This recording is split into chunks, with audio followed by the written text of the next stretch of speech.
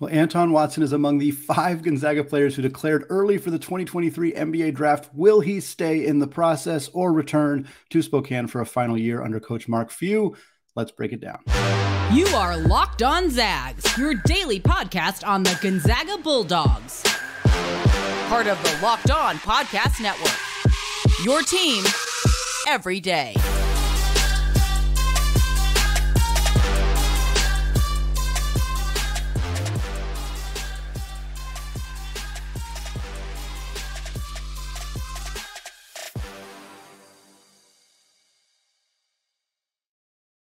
What is going on, y'all? Welcome to the Locked On Zags podcast, part of the Locked On Podcast Network, your team every day. I'm your host and longtime Gonzaga podcaster, Andy Patton, here to bring you news and updates on all things Zag athletics. Well, Hunter Sallis has a new home with the Wake Forest Demon Deacons. 5 Zags have declared for the 2023 NBA draft. We're going to discuss all of that, but we're going to talk first about Anton Watson, who is the only player who had declared for the NBA draft that previously we had not heard any indication that he was planning to do so. If you are an everyday listener of the show, first of all, welcome. Thank you. I appreciate every single one of you. Then you know that I've talked extensively about the fact that I believe Anton Watson absolutely should declare for the NBA draft. I was glad to see his name show up on that list. I think it's the correct decision for him, and I don't think that it is any indication that he isn't coming back to Spokane. It's obviously increases the chances that he doesn't. I think that's fair to say. If he was not in the NBA draft process, not in the transfer portal, obviously I think that would make it very, very clear that barring a late change of heart, he's going to be back in Spokane. I still believe that is the case, but I totally understand why you would declare for the NBA draft. Again, he's one of 5 to do so. The other ones, Drew Timme, Julian Strawther, Malachi Smith, Steele Venters. Rasir Bolton not on that list because he is not an early entrant into the NBA draft. He has graduated. He has used up all of his eligibility. So for him, he will be a part of the NBA draft process simply by virtue of not being able to return to school. But we'll talk about those other 4 players, Timme, Strother, Smith, and Venters in the second segment, what we think the odds of them returning, coming back to school, or of course staying in the draft process are. But want to start with Watson, of course, player who really emerged in a significant way last year for the Zags, has been a key contributor ever since he was a freshman. He started his first games in a Gonzaga uniform as a true freshman before hurting his shoulder, ended up mostly in a reserve role for the next couple of years, in part because of the emergence of Drew Timme, the arrival of Chet Holmgren for the previous season, 21-22. And then last year stepped into a starting role and really blossomed into a more well-rounded player than we had seen from him previously. He'd always been a great defensive player, a good half-court trap, good perimeter defender, and then a solid low post scorer, but we'd never really seen him pick up a significant role in that regard. And we certainly had never seen him be anything more than give him the ball on the block and let him score. He didn't have a lot of other elements to his game offensively, and that changed last year. He finished last season averaging 11 points per game, 6.2 rebounds, 2.5 assists, significantly up from any of his previous numbers. He also averaged 1.8 steals per game, shot 66.7%, basically made 2/3 of his shots from inside the arc, also made 33%, 1/3 of his shots from beyond the arc. 33% is not elite, but it is a tremendous amount of growth from where Anton Watson was previously. His freshman season at Gonzaga, he shot 11% from deep. On a small sample size, admittedly, because he was playing a smaller role and missed a lot of the season with an injury, but still, for Anton Watson to have emerged into you have to at least honor him from deep type of three-point shooter, like that's a tremendous growth from where he was previously. It's worth acknowledging that is something that we have seen him improve upon, even if he hasn't really emerged as an elite player in that area. Again, I'll reiterate this point for everyday listeners. I know you've heard this before with me on Watson and with the NBA draft in general. There is no downside when you are a upperclassman to declaring for the NBA draft the way that the rules are currently constructed. There is no downside. If you know of one, let me know, because I cannot figure out why any older player who wants to sniff the NBA. Even if you're maybe not an automatic, you're for sure going to get drafted, why wouldn't you declare for the NBA draft? People were making a very big deal about 242 players being early entrants to the NBA draft. And I saw a lot of tweets from respected writers, not just like random fans, like people who cover this game who are like, these guys are getting bad information. Why are they doing this? And I wonder if people are misinterpreting the rules or are not understanding this. Like you can come back from declaring for the NBA draft. Not only can you come back, but there's no penalty for doing it. you only have a certain number of times you can do it before you have to stay in the NBA draft. And that is obviously a key rule. That to me is why somebody like Nolan Hickman is not going to declare for the NBA draft, because you can only do it a certain number of times. If you could potentially be a 3, 4, 5-year college guy, you might not want to burn those NBA draft declarations early. If you know you're coming back to school, I'll use Hickman as an example. He's not going to go to the NBA this season. There's not really any mystery there. He's going to come back. He's going to try to hone his game, work on some of the stuff he needs to work on. So there's no mystery there.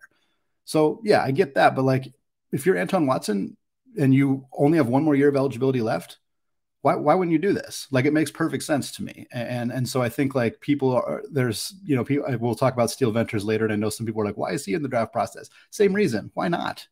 Why not get feedback? Why not have people whose entire job, entire career is predicated on watching you play basketball and telling you what you are good at, what you are not good at, what they think you will succeed at in the NBA? Why not go work out in front of those people and have them give you feedback? Like, it just makes too much sense to me. And it's been interesting to see the way that some people have responded to this process. I know the rules change constantly, and I know it can be difficult to keep up with, but for right now, the way this process works, I think basically every veteran upperclassman college basketball player who has even a slight chance of being an NBA player or a G League player or anything like that, I think that they should be doing this. And that very obviously, in my mind, includes Anton Watson, because he's going to get that feedback. They're going to say, hey, we love what you can bring on the defensive end of the floor. We love how active your hands are. We think your instincts on this end of the floor are NBA caliber, NBA ready. We want to see you, whatever it may be, offensively, bulk up, expend your range, work on your free throws. Some fairly obvious things that are in there. And then some much more advanced analytical stuff that I'm not even close to being qualified to talk about, that I'm sure that scouts are going to discuss with him. And he's going to get that feedback and come back to Gonzaga, hopefully armed with the knowledge of things that he wants to work on. But he's going to have a decision. He's going to have a decision, because it's not guaranteed. It's not set in stone that he is going to come back to Gonzaga. I have maintained that I believe that is the decision he's going to make, but he could change his mind. And it depends, of course, how this process goes, how he does at the combine, how he tests, how he performs in scrimmages, all of that stuff. But to me, the obvious reasons to stay would be he gets to take on a bigger role with Drew Timme's departure. Continues improvements from deep. If you were to shoot 35% from 3 next year, maybe on a few more attempts per game, or like a half an attempt more per game, all of a sudden, I think you see that's the kind of thing that it's rare for a 5th-year guy to improve their draft stock, because age plays such a role in how NBA teams determine whether they want to use a draft pick on a player. But if Anton Watson were to come back and prove, hey, he can legitimately stretch the floor, that's going to change his trajectory a lot, because right now that's the biggest thing that's holding him back from being an NBA player. So for me, if he feels confident that he could return to Gonzaga, shoot 36, 37% from 3, I think you have to do that. I think you have to do that, because you're also going to get much more opportunities to score around the rim, because there's no Drew Timme in the mix as well. So to me, it feels like there's a lot to really like there. He's also from Spokane. He could do really well with NIL money, be a hometown hero, kind of be one of the faces of this Gonzaga program for another season in his hometown. It's just a lot of appeal to doing that. For the reasons to go, every year you get older, it hurts your draft stock. You just take a little bit of bump every year. That doesn't mean you can't push it back up over the top if you do really well, but it's always a little bit of a bump. For Watson in particular, he also has an injury history. And declaring for the draft and kind of going into that process while fully healthy, coming off of a fully healthy season, is appealing. Because if he comes back next year and he deals with any kind of an injury, I mean, that's going to crush a lot of his aspirations of being in the NBA. I think scouts are going to really have a hard time with that, because he had so many injury issues early in his career. So that's a risk for him as well. The arrival of Graham Ike certainly cuts into some of his playing time in the front court, cuts into his usage rate, maybe not his overall playing time, but he'll probably get the ball a little bit less, because Ike is going to get the ball a lot as a low post scorer. So that could be a reason for Watson to consider, hey, maybe it's time to just go and figure out what I want to do professionally and leave Gonzaga behind. And I think kind of the same argument that Drew Timme effectively used, which is college is for 4 years. That's what Drew believes, and he went here for 4 years and he moved out the door. And maybe Watson will feel the same way. They're best friends. They've been really close for a long time. So certainly there's an element of 4 years is good enough for me. I'm going to see what the professional ranks have for me. And it'd be hard to blame him for that as well. Well, 4 other Zags are early entrants for the 2023 NBA draft process. We're going to discuss who they are, who we think is leaving, who's coming back. We'll, of course, continue to update on this process for those 4 guys and Anton Watson as we see how everything shakes out. But for now, we're going to talk about those 4 guys after a word from today's sponsor, Built Bar. If you're looking for a delicious snack, but you don't want all of the sugar and calories, and if you're like me and you want to make healthier snack choices, but you don't want to compromise on taste, then I've got just the thing for you, Built Bars and Built Puffs. Built Bars are healthy and they taste amazing. Seriously, they taste so amazing that you will not think that they are good for you. What makes them so good? Well, for starters, they are covered in 100% real dark chocolate. That's right, real chocolate. And they come in unbelievable flavors like churro, peanut butter brownie, and cookies and cream. I'm not sure how Built does it, but these bars taste like a candy bar while maintaining amazing macros. They only have 130 calories, 4 grams of sugar, and a whopping 17 grams of protein. And now you don't need to wait around to get a box. For years, we've been talking about ordering your Built Bars at Built.com, but now you can get them at your local Walmart or Sam's Club while you can still get your specialty flavors at Built.com. Head to your nearest Walmart or Sam's Club today, walk to the pharmacy section, and grab yourself a box of Built Bars. You can pick up a 4-bar box of cookies and cream, double chocolate, or coconut puff. And if you're close to a Sam's Club, run in and grab a 13-bar box with our hit flavors, brownie batter puff, and churro puff. You can thank me later. Built Bar, a proud sponsor of the Locked On Podcast Network. All right, segment 2, still Andy Patton, still Locked On Zags. I want to thank all of you for making Locked On Zags your first listen every day. And for you everyday listeners, we got more coming up to end of this week here. We're going to talk more transfer portal targets, some high-end guards the Zags could pursue in the portal, potentially as a replacement for Malachi Smith, which we'll talk about momentarily. We also got more of our season in review episodes coming up as well. Don't miss out. All right, we're going to talk about the 4 Zags who also are early entrants for the NBA draft process. Again, that does not include Rasir Bolton because he has already graduated. We talked about Anton Watson in the first segment. So today, here in the second segment, we're going to talk about the other 4 players who've declared for the draft with my projected odds of whether they are returning or whether they are going to stick in the NBA draft process. We'll start going in order of most likely to return to least likely to return, which means we're leading off with Steele Venters. I put Steele Venters at 99-1 in terms of coming back to Gonzaga, mostly because he's basically already said that that's what he's planning to do. Venters entered the NCAA transfer portal as well as the NBA draft process at the same time when he made an announcement that hey, I'm leaving Eastern Washington. I'm going to pursue all of my other opportunities, which includes professional opportunities and other college opportunities. This is something we see a lot of guys do, kind of both portal and draft, kind of like, let's just get everything out there, all the options that I could potentially pursue. For Venters, of course, Gonzaga reached out, made the connection there. He chose to commit to Gonzaga. He's made it very, very clear on social media in interviews with Theo Lawson at the Spokesman Review and other places that he's coming to Spokane next year. So he's going to go through the process. He's going to get his feedback. He's going to, test himself against other NBA hopefuls and kind of see where he stands, how he does. Basically, the way I'm looking at this for Steele Venters is this is just a way for him to use some time this summer to get better at basketball. That's all it is. It's not a risk of him leaving necessarily. It's just he's going to go get feedback from professionals. He's going to play against high-level talent. For Venters, a guy who has been in the Big Sky for the last couple of years, and is now coming to a situation where his first few games for Gonzaga next year probably going to be against the Power 5 high-profile programs, as Gonzaga has typically scheduled these really tough non-conference slates. So why not use some opportunity now to see how you stack up against other NBA draft hopefuls? To me, this is an objectively good thing for Steele Venters. No real reason to be worried that he's not going to come back next year. Just him getting some extra work in this offseason and getting some feedback from scouts ahead of his first season in Spokane. Or first season at Gonzaga, I guess. I guess his last couple seasons were in Cheney, so it doesn't count. Regardless, next up, Malachi Smith. Malachi Smith is the closest to 50-50 of any of these guys. I have him right now at a 65% chance to leave and a 35% chance to stay. This is more just kind of my feelings, my reading on the situation from what I've heard, from what I've seen. He obviously has the opportunity to come back. I don't feel like he's very likely to be selected with one of the 58 picks in the 2023 NBA draft. He hasn't been showing up on a lot of mock drafts. Of course, those mock drafts change significantly once you actually go through the combine process, scrimmages, all of that stuff. Andrew Nembhard at this time last year was not showing up on mock drafts. It's worth pointing out he ended up getting drafted 31st, got $8 million in guaranteed money, and had a all-rookie caliber season for the Indiana Pacers. Is Malachi Smith going to do the same thing? I would be surprised. I feel more confident in Andrew Nembhard's ability to be an NBA player than Malachi Smith's, but the point being, we don't know what the NBA draft is going to look like here in mid-April. We just don't. But for Malachi Smith, I think we discussed his case at length. Let's try that again.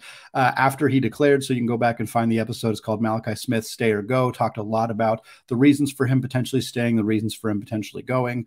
I think personally that he's just ready to move on with his professional career. He's been in college for a very long time. I think for him, we've seen him be a featured guard. We've seen him be a sixth man. We've kind of seen a lot of different things from Malachi Smith already. I'm not sure what else he has to prove in college. This is who he is. I think for him returning to school, he basically is just the same player and is viewed the same by scouts. He's just a year older. I don't think there's like with Watson, there are things, tangible things he can do that would make NBA scouts look at him differently. The three-point shooting is one, more of a role offensively, perhaps more of a facilitator if they kind of give him the ball in the high post and let him facilitate the offense the way they did with Drew Timme. All of those things will improve Anton Watson's his stock in the eyes of NBA scouts will change. I'm not sure I see much path to that for Malachi Smith.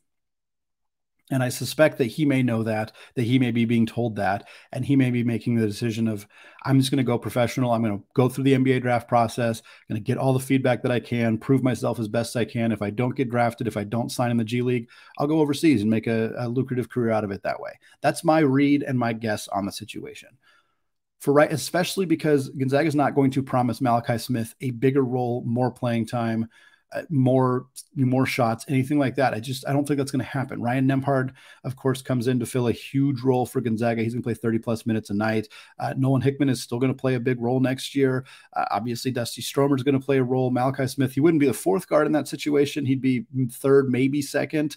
But I think he would. I don't think there's a situation where Malachi Smith comes back and plays a bigger role for Gonzaga necessarily, or at least if it is bigger, it's only marginally bigger.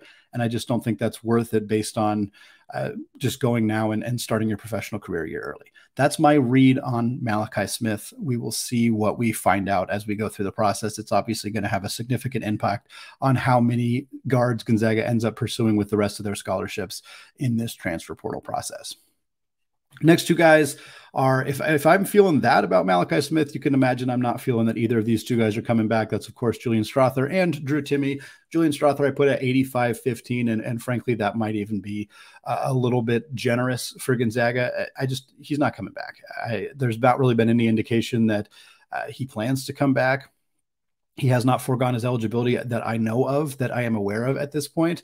But I would be very surprised if he came back. I think that the writing is on the wall here. I think for Strawther, it's time. It's time to go pro. He had a strong finish to the season. He had some highlight reel plays, some really, really big shots. He had a 40-point game against Portland. He's proven himself as a extremely good scorer. His synergy numbers are just staggeringly good. His 93rd percentile in catch and shoot threes, like top 80 percentile in basically every type of scoring. Floater game, I think, was 96th or something for Synergy Sports. He's basically one of the most efficient scorers in this draft process.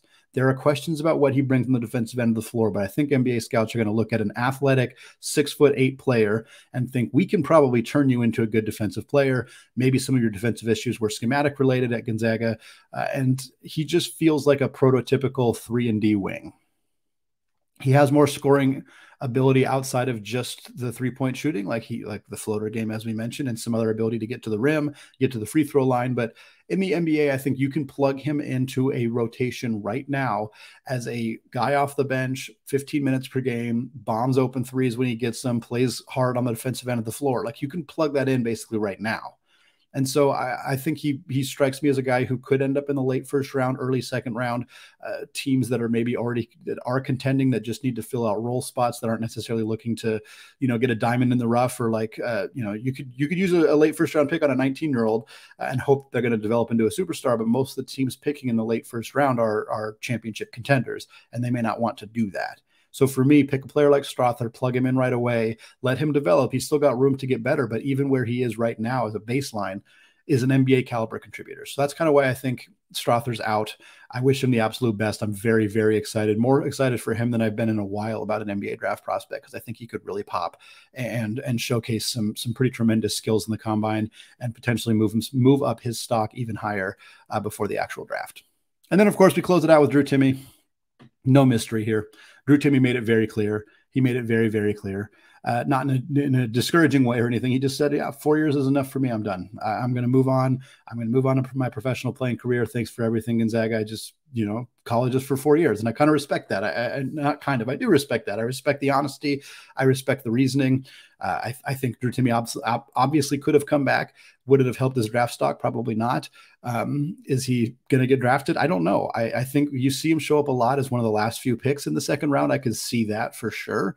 I could see teams just grabbing him to stash him as a potential two-way player, see what he can do in the summer league, all of that stuff. I do think that that there's not enough people are willing to admit that Drew actually has some other skills that could present themselves in the NBA. I think a lot of people say, well, defensively, he's going to be limited and he doesn't stretch the floor, so he just can't play in the NBA. And yeah, those things are going to be challenges for him. But I think offensively, not only has he got really great footwork down low, can he score around the basket, but you can give him the ball at the high post. You can operate through him. You can let him, make passes, facilitate, do that stuff. Again, NBA teams probably aren't going to pick Drew Timme and then run their offense through him. That's not going to happen. So he's going to have to prove that he can adapt to being a player who excels at the NBA level without just being handed the ball every single possession. And I think he's capable of doing that, but that is what scouts are going to need to see. So we'll have more conversations about Drew Timme's NBA draft process, his profile, what it might mean for him, teams that might be good fits for him as we get closer to June and closer to the actual draft. We'll talk a lot more about that. But in case anybody is still holding on to some hope, it's Drew Timme is not going to come back. And I think that's totally okay. And I'm happy to see what he's going to do next in his professional basketball career. Well, we're going to close out the show discussing Hunter Sallis signing with the Wake Forest Demon Deacons, a great fit for him under guard whisperer Steve Forbes. More coming up right after this. All right, segment 3, still Andy Patton, still Locked On Zags. Closing out the show today, talking about a former Zag who has committed to a new school in the transfer portal. Hunter Sallis, of course, one of 3 players to enter the portal out of Gonzaga this year, alongside Efton, Reid, and Dominick Harris. Sallis is the first one to commit to a new school. I heard from, according to 24/7 Sports, 12-plus schools. I'd be surprised if it wasn't 20-plus schools that reached out to him. A 5-star prospect coming after 2 solid years as a role player in Spokane. Again, he didn't reach the expectations you'd normally have from a 5-star player, but I think anybody who watched him knows that you could see the potential is very clearly there. We talked about it a ton on this podcast throughout the season. And so he got a ton of interest in the transfer portal, ended up taking 2 visits, one to Nebraska, his hometown, his home state. Totally makes sense to check that out. He also took another visit to Wake Forest and pretty quickly committed to Steve Forbes and the Demon Deacons after that. So he is joining the ACC over in Wake Forest. And I'm really excited about this. And I think he spoke about it on 24/7 Sports. He kind of had some quotes, some interviews. We'll talk about that a little bit. But Steve Forbes, the head coach at Wake Forest, has a tremendous reputation of bringing in guards from the transfer portal and having them immediately succeed. In fact, he's done it 2 years in a row. And I want to read the numbers for these 2 guys, because if you could understand why Hunter Sallis is going to be real appealed by this information. Alondes Williams. He spent 2 years at Oklahoma. He transferred to Wake Forest. He played for Wake Forest for 1 year during that 2021-22 season. He averaged, again, he was a guy at Oklahoma. I don't think he scored more than 7 points per game at Oklahoma. He gets to Wake Forest, averages 18.5 points per game, 6.4 rebounds, and wins ACC Player of the Year in a conference with Duke, in a conference with North Carolina, in a conference with Miami, et cetera, et cetera. Alondes Williams, a bit role player at Oklahoma, transfers to play for Steve Forbes and wins ACC Player of the Year and begins his professional career after that. The next year, Steve Forbes says, well, we need somebody to replace Alondes Williams. Who are we going to go find? He finds Tyree Appleby. Appleby spent 2 years at Cleveland State in the Horizon League, transferred, sat out a year, played 2 years at Florida with the Gators, transfers again for his final year of eligibility, goes to Wake Forest, joins the Deacons, 18.8 points last year at Wake Forest for Appleby, 6.5 assists, 1.8 steals, and he was an all-ACC team performer. So 2 years in a row, Steve Forbes goes out, finds a high-level guard in the portal who had some success. Appleby was a 10-point per game scorer at Florida, so it's not like it was quite as much of a glow-up as Alondes Williams had, but regardless, finds these 2 players, puts them into his system, and lets them go, unleashes them, and they both score 18-plus points per game. You can totally understand why this is extremely appealing to Hunter Sallis, a player who averaged 4.5 points per game last year and never really got to showcase his offensive potential. He didn't. He was an off-ball player his first year, part of his second year, he was an off-ball player. Eventually, Gonzaga kind of transitioned him to being more of the backup point guard, and he played well in that role. But even then, the offense was so filtered through Drew Timme that he didn't get opportunities to run pick and rolls. He didn't get opportunities to come off ball screens. He didn't get opportunities to, put his head down and drive to the basket. He did a lot of his scoring in transition, which is where he's very good. But he never really got opportunities to just be the lead guard and have the ball in his hands and be the decision maker and do that. And he wants to do that. And who can blame him? Maybe Gonzaga felt like they weren't comfortable with him doing that for whatever reason. Maybe that will become clear at Wake Forest. Maybe not. Maybe he will really, really excel there. And maybe that doesn't necessarily mean that Gonzaga made a huge mistake. They just made decisions with other players instead. We will see what happens with Hunter Sallis at Wake Forest. I think that there's a lot of optimism based on how the last couple of guards have gone. Hunter Sallis, his quote, which is not a surprising quote at all. He said this to 24/7 Sports. I'm just going to read it right here. He said, quote, "I want to be able to show the offensive side of my game. I have a coach who will believe in me and some great teammates, so it'll be easy to get down there and win. I can score at all three levels and manipulate ball screens. I'm a good playmaker who can get downhill in transition and able to make the right play." I'm very excited to see what happens to Hunter Sallis. I know that Gonzaga fans are going to use Hunter Sallis' performance at Wake Forest to make arguments about Mark Few's decision-making. I know that's going to happen. I caution against it because it's just a completely different situation, different setup. Yeah. Look, if Hunter Sallis goes to Wake Forest and averages 18 points per game like Alondes Williams did, like Tyree Appleby did, that's going to be a tough pill to swallow for Gonzaga fans. I get it. It's going to be hard to watch too for me, but I'm more than happy for him. And it didn't seem like the fit worked at Gonzaga between the coaching staff, between the players who were here, between Hunter Sallis. It just didn't work. It didn't fit. If he finds another place, this is why the transfer portal is an objectively good thing. This is why it's a good thing for Hunter Sallis. It was a bad thing for Gonzaga in this situation, but the Zags land Ryan Nembhard, they land Graham Ike. I suspect that those fits are going to work very, very well along with Steele Venters. So again, transfer portal giveth, transfer portal taketh away. It might be a little tough to watch Hunter Sallis be a potential All-ACC performer if he has that kind of glow up at Wake Forest. But based on Steve Forbes' track record, that's very possible for him. In terms of Gonzaga's other two transfers, Efton, Reid, and Dominick, we just haven't heard much on them. I've been kind of prodding around trying to see if I can find some information. I know a few schools that have reached out to Dom, but they have not come particularly close to making a decision that I have heard. So we'll see kind of what that ends up shaking out like for him. We'll obviously talk about it when it does happen, when we do find out where he's going to land. For Efton Reid, there's one school that has been connected to him pretty closely right now, and that is VCU, the Rams. Hasn't been finalized, hasn't been confirmed. I haven't even seen an indication of a visit as of when I'm recording this right now, but that does seem to be the kind of the landing spot that many are predicting for Efton Reid is at VCU, which if that does happen, I think that's a really nice fit for him. The Utah State coach moving over to VCU for next year. I think it'll be fun to see how that might shake out. But we'll, of course, continue to keep you posted when we do find out if Reid does end up at VCU, if he ends up somewhere else, which is, again, still a possibility. Same with Dominick. We're going to find out where these guys land. And, of course, as we continue going this week, we're also going to continue to update you on players the Zags could pursue. They're not done. They still have some open scholarships. Tomorrow's show, we're going to talk about some guards that they could potentially pursue in the portal, including some high-end ones. So stick it out right here. Locked On Zags podcast, again, available on YouTube. If you have not done so yet, go to youtube.com, hit that big red subscribe button for Locked On Zags. We're over 1,500, getting very close to 1,600. I sincerely appreciate all of you who have gone and done so. Of course, you can also leave a review on iTunes. You can find the show wherever you get podcasts. Follow me on Twitter at Andy Patton CBB. But that is going to do it for me today. So once again, thank you all for listening, and go Zags.